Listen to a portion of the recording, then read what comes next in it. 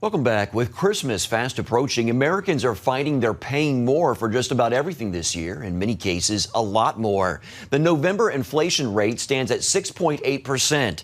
We're paying 12.5% more than a year ago for meat, poultry, fish, and eggs.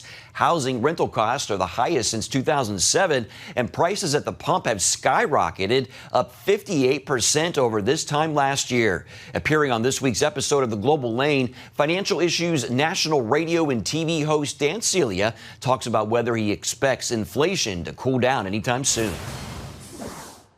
None of this is good. 9.6% producer price index is astounding. And, you know, the vast majority of this, not all of it, the vast majority of it is not temporary. It is here to stay. The majority of it is due to wages. Yes, there are some pressure from supply chains and bottlenecks in that supply chain.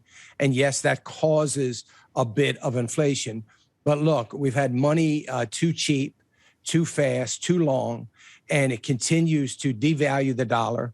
The Federal Reserve continues to buy debt. We're facing another $2 trillion spending bill.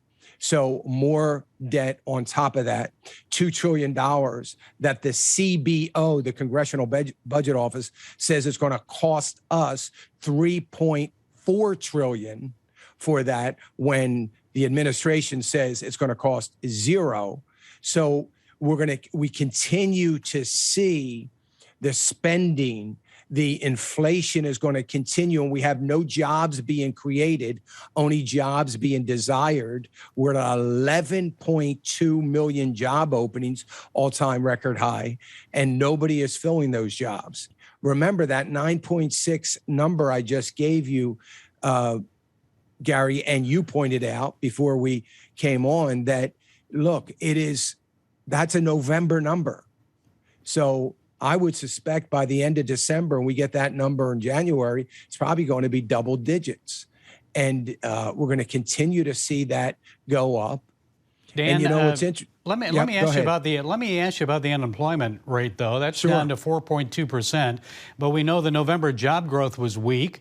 A new survey by McKinsey shows almost half of employed Americans say they're not working due to health reasons, physically and mentally. And 37% say they've been diagnosed with mental health issues or have sought mental health treatment. Wow.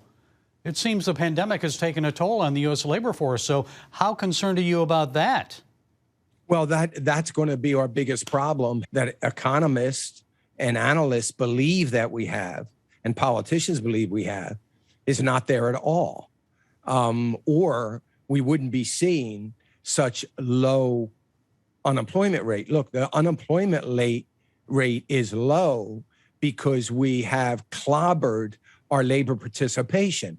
So remember, unemployment is factored on a bigger number. So the unemployment number is going down.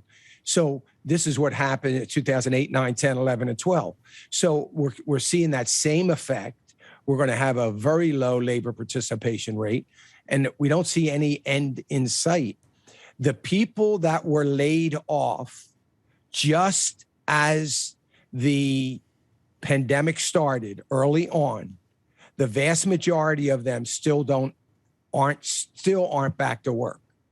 Dan, what's your predictions for 2022? Will inflation moderate? Will our economy continue to grow at a robust rate?